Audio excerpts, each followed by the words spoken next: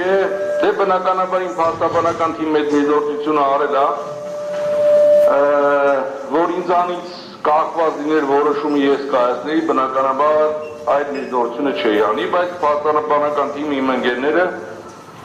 որոշել են, որ անեն, որտեղ ես վստահ եմ, որ ոչինչ չի փոխվելու։ Այն կարծիքս, որ արտահայտել են, որ այս դատանում արտահայտություն չկա, արդարադատություն չկա, որ այս դատանում որոշումները կայացում են կառավարության շենքից, շնորհակալություն հայտնելով ձեզ, ասեմ, որ անցյալ Սրբազանի կալանքի նիստին դուք հաստատեցիք, որ մեր այս 10 ամսվա այս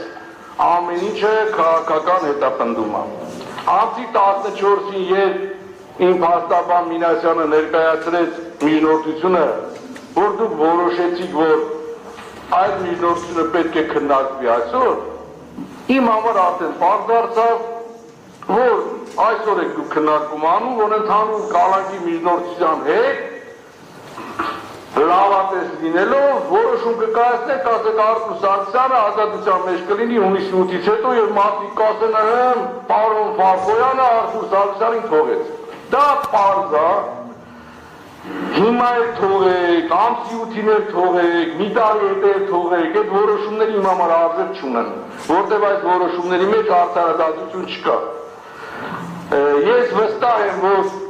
մինչև հունիսի 8-ը ես մնալու եմ կալանքի մեջ, մինիմում, որտեղ ասել եմ հունիսի 7-ին ընտրությունները, բայց տեղ մի հատ հետաքրքիր բան կա, որ մեր մեղադրողներն ասում են իհարկե նվազել է, բայց Սարգսյան Արթուրը պետք է մնա կալանքի մեջ։ Ուզում եմ հասկանամ, այս 10 ամիսը ուզում եմ հասկանամ, այս ինչ են կարել, որ նվազել է։ Ասեք, ես ինչ բան արել եմ, ռիսկը նվազել է, ինչ են կարել, որ նվազել է։ 10 ամիսա տեսեք չկարացեք, թե ինչ են կարել, չեք կարալու ասեք, ինչ են կարել, հունիսի 8-ին արձանապատությունը հաղթեց, մենք կարդարացնենք, արձանապատությունը չհաղթեց, մենք կդարձնենք։ Սա է իրականությունը, որտեղ այստեղ արդարադատություն չկա։ Մենք երկնքում կարդարացնենք, ինչպես Սրբազանայինն ասել։ Ուրեմն հստակ ընտրական օրենսգիրքը տալիս է, որ թեկնածուները պետք է ունենան հավասար պայմաններ։ Հիմա եթե այդ հավասար պայմանները պարտավոր են ապահովվել, եթե դա չի լինում, ուրեմն չպետք է թողնի, որ ես տնեի թեկնածու։ Հստակ ընտրական օրենսգիրքը տալիս է, որ թեկնածուները պետք է ունենան հավասար իրավունքներ, բայց այսօր ես Իգոր Սարգսյանը մյուս 100, 500, 1000 թեկնածուների հետ համեմատած մենք չունենք հավասար պայմաններ, որտեղ մարդիկ իրականացնում են քարոզարշավ, մենք չենք կարող իրականացնել քարոզարշավ։ Այսօր սահմանափակված է իմ ընտրվելու իրավունքը, սահմանափակված է իմ սիրելի ժողովրդի, իմ հարգարժանությունների եւ իմ արժանապատիվ սիսյանցիների հետ իմ շփումը։ Հարգարժան եւ արժանապատիվ սիսյանցիներ։ 2020 թվականի պատերազմից հետո, երբ ես հասկացա, որ Սյունիք, Սիսիան, Կապան ճանապարհը պետք է զիջվի թշնամուն, ես դուրս եկա պայքարելու այդ շարքի իշխանությունների դեմ եւ ասում եմ, որ ժողովուրդ, հեսա թուրքը գալու է նստի իշխանասարի գլխին, դու գալիս եք ասում եք, պարոն քաղաքապետ, մենք շատ ենք սիրում, բայց խես դուրս եկեք մեր վարչապետի դեմ, սենց բան չի կարանի, դու քաղաքական նկատառումների ջերմերով սենց բաներ ես խոսում։ Եկան թուրքերը ոչ միայն նստել են իշխանասարի գլխին, այլ նստել են մեր գլխին, ժողովուրդ ջան։ Հետո եկան ասած, ընկեր Սարգսյան, որտեղից գիտեի։ Հիմա սիրելի սիսյանցիներ, սիրելի սյունեցիներ, ասում եմ ձեզ, հունիսի 7-ին եթե չարքի իշխանությունները մնացին, Սյունիք չենք ունենալու, հետո չասեք, բայց որտեղից գիտեի։ Ես բոլորի կոչ եմ անում, արձանապատություն դրսևորեք, հացի բարեք, հունիսի 7-ին ընտրեք հավարտաճոտի և մերժեք այս չարքի իշխանությունները։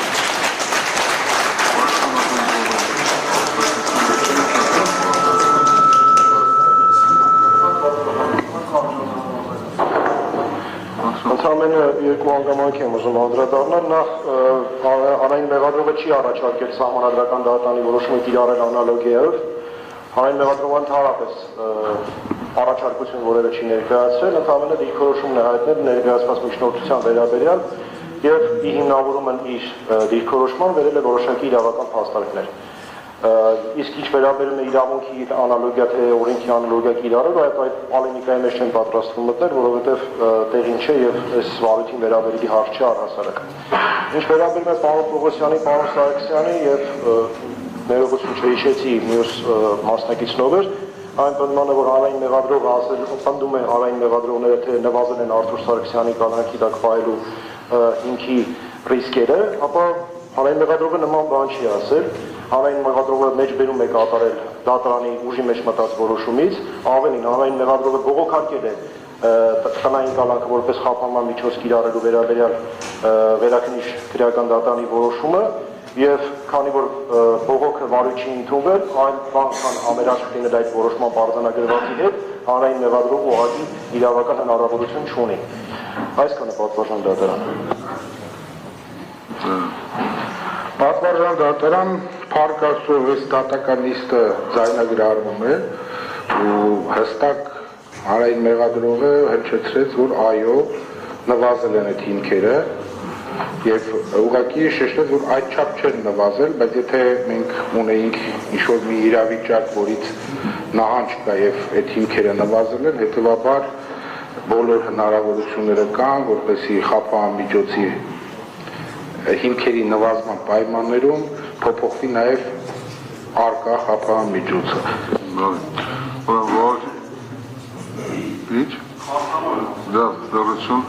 Վարդի մասնակիցներ դատարան լսեց յուրաքանչյուրի կողմի կարծիքը